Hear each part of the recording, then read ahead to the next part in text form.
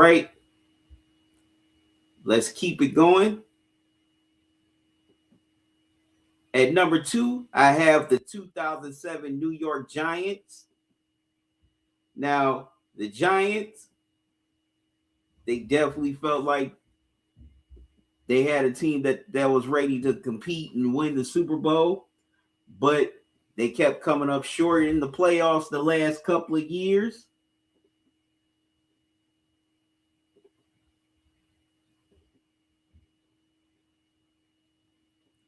But in 2007, they finally felt like they had the team that could go out and not only compete, but ultimately win the Super Bowl.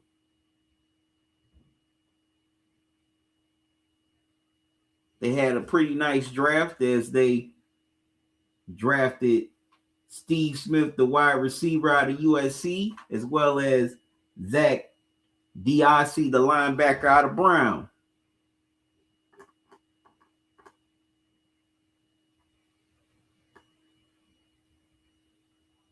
Also, they were able to maintain their core as they brought back center Sean O'Hara. Also, Ryan Keel. Hope I said his name right. If I mispronounced it, I apologize. The center. So they didn't really do too much in the offseason. They felt like they had the right team to compete and win the Super Bowl. Of course, Michael Strahan definitely wanted to end his already Hall of Fame career with a Super Bowl title. He had been there 7 years prior, but his team ended up being dominated and shellacked by the Baltimore Ravens in Super Bowl 35.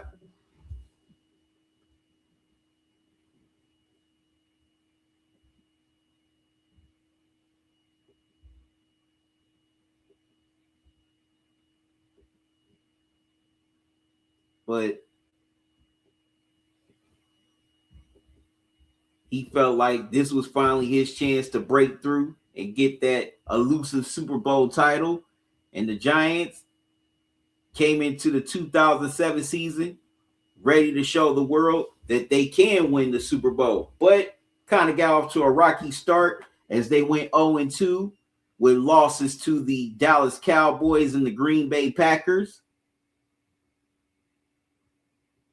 But they picked it up and they went on a 6-game winning streak heading into the bye week, especially with some big wins over division rivals, the Washington Redskins and the Philadelphia Eagles. But coming off of the bye, they definitely stumbled again by losing to the Cowboys at home coming out of the bye. Matter of fact, they were dominated by the Cowboys.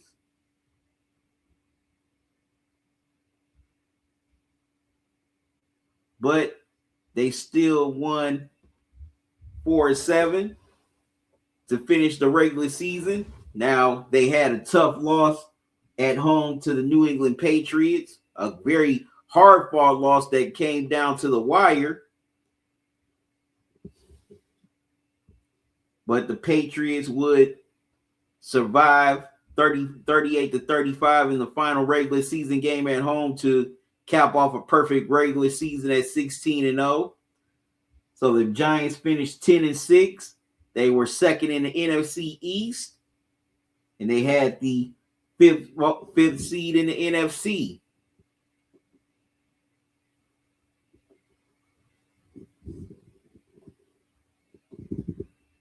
Now the Giants,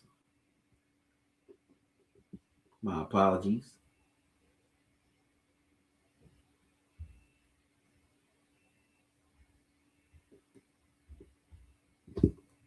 Now the Giants definitely had some pretty good, were solid on the offensive end. They finished 17th in total offense, averaging 326 yards per game. They were 23rd in passing, averaging 198 passing yards per game. They were 6th in rushing. They averaged 128 rushing yards per game. They were 14th in passing touchdowns, only finishing with 23 passing touchdowns, which averaged out to 1.5 passing touchdowns per game.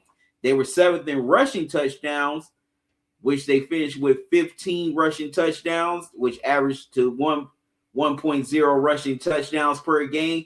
And they were 14th in points, which they averaged 23 points per game.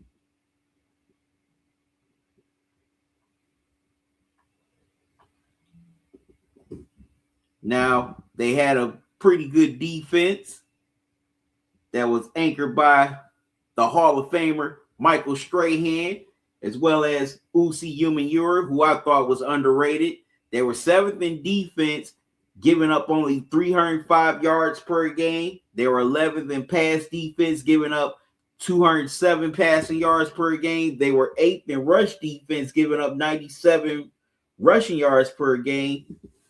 They were 17th in points allowed, giving up 21 points per game. They were 4th in sacks, which they finished with 53 sacks, averaged out to 3.3 sacks per game. But they were only 22nd in takeaways, as they created 25 takeaways.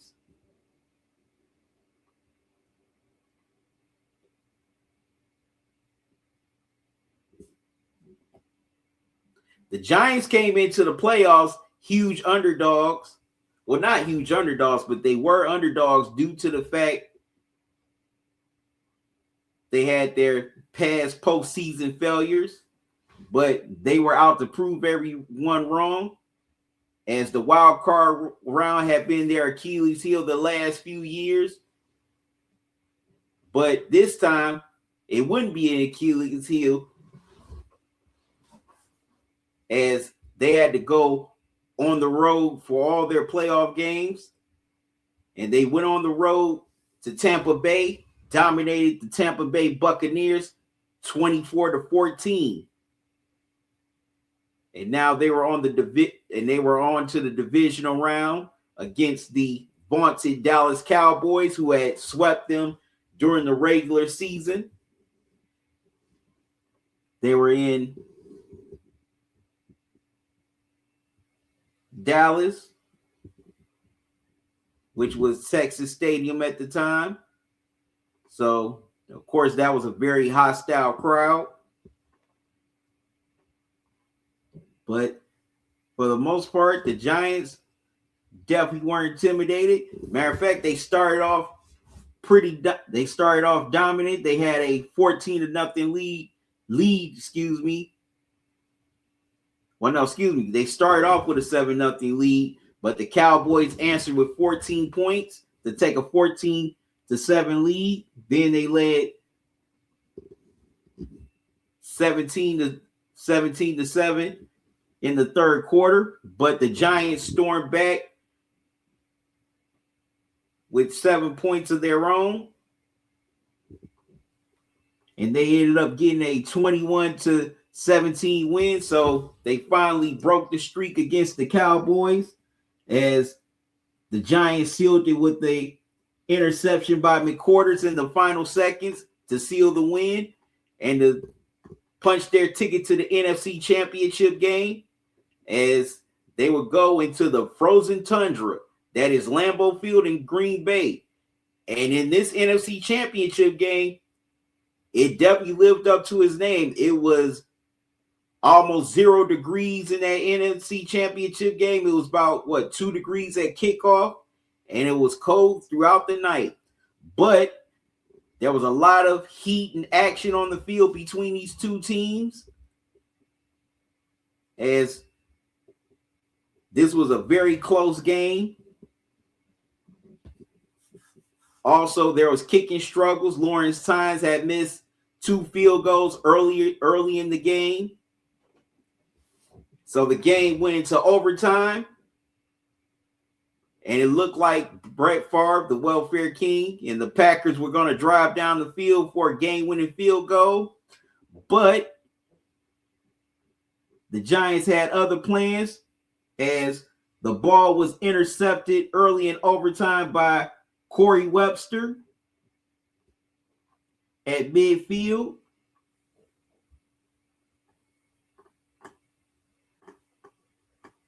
Make sure I have the name right.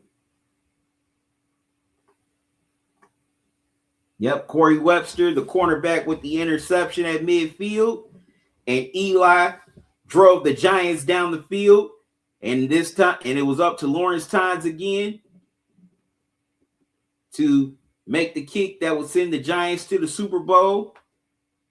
And he kicked a 47-yard field goal attempt to send the Giants to the Super Bowl as they won 23-20 in overtime, their first Super Bowl appearance since 2000. So the Giants, they called themselves Road Warriors, and they lived up to their name because they ended up winning all 3 playoff games on the road to get to the Super Bowl.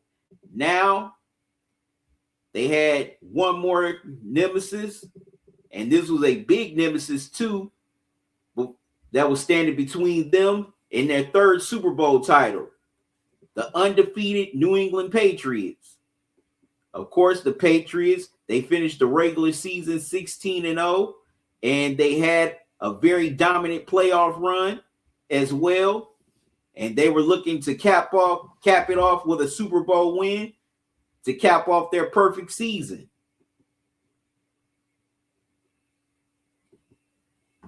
And it definitely looked like they were in position to do that early on as they took a 10-3 lead in the second quarter. And at halftime, looks like, and the Giants definitely couldn't get anything going offensively.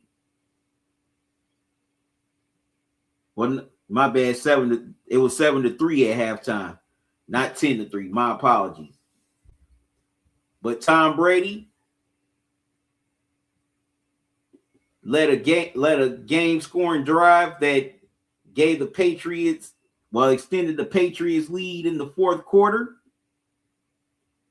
But the Giants, they wouldn't go away quietly. Eli Manning was ready to show and prove that he was the man in the moment, as they had scored a touchdown to make it a 4-point game, forced the Patriots into a 3-and-out, and it was Eli Manning's turn. Now, Manning on 3rd down, looks like he was in trouble. Looks like he was about to get sacked, but he was very crafty in eluding the sack. His O-line bought him some time, and in a very ballsy move, he threw the ball way down the field to David Tyree. Tyree made the classic helmet catch between 2 Patriots defenders and still held on to the ball as he went down for a huge first down to keep the drive alive for the Giants. That's still one of the most iconic plays in Super Bowl history. And Eli was not done. He ended up finding Plexico Burress in the back of the end zone for the touchdown. And the Giants ended up going ahead 17-14. But of course, with about a minute left to go, you still have Tom Brady on that other sideline. Brady was driving down the field, finding various receivers, getting first downs all over the place. And he had time for one more Hail Mary. And Brady threw it up in the air, and the pass was batted down, and the Giants ended up pulling off one of the biggest upsets in Super Bowl history. They ended up capturing their 3rd Super Bowl title, their first since 1990, their first under Tom Coughlin. And the Giants finally exercised some postseason demons and proved to everyone that they were worthy of delivering in the clutch and winning the Super Bowl. Eli Manning was named Super Bowl MVP, and he had a pretty good game. He finished with 19 completions on 34 attempts for 255 yards, 2 touchdowns, an interception on an 87.3 QBR rating. Amani Toomer, he finished with 84 yards. David Tyree, he had 43, including a touchdown, 43 yards, including a touchdown. Plexico Burrs only had 27 yards and just the game-winning touchdown. Ahmad Bradshaw and Brandon Jacobs, they combined for 87 rushing yards. Also, this capped off Michael Strahan's Hall of Fame career as he finally broke through and won the Super Bowl. And he walked off into the sunset after that. But this Giants team, they were definitely an underdog story, one of the greatest underdog stories ever, and one of the most underrated seasons ever. Now, they definitely had their stumbles along the way, especially in that second half. But you could see that they were really coming together in that second half. They almost ended up, handing the Patriots their first loss of the regular season. Also, they proved to the whole world that they could go on the road and win huge playoff games. They were the David that took down Goliath in the Super Bowl for one of the biggest upsets in Super Bowl history. And also, people forget how talented the Giants were. Not just on offense, but defense as well. Of course, we had Strahan. You also had Umenyiora, but also you had dudes like, you had Corey Webster. You also had Antonio Pierce. People forget how underrated he was in that Super Bowl run.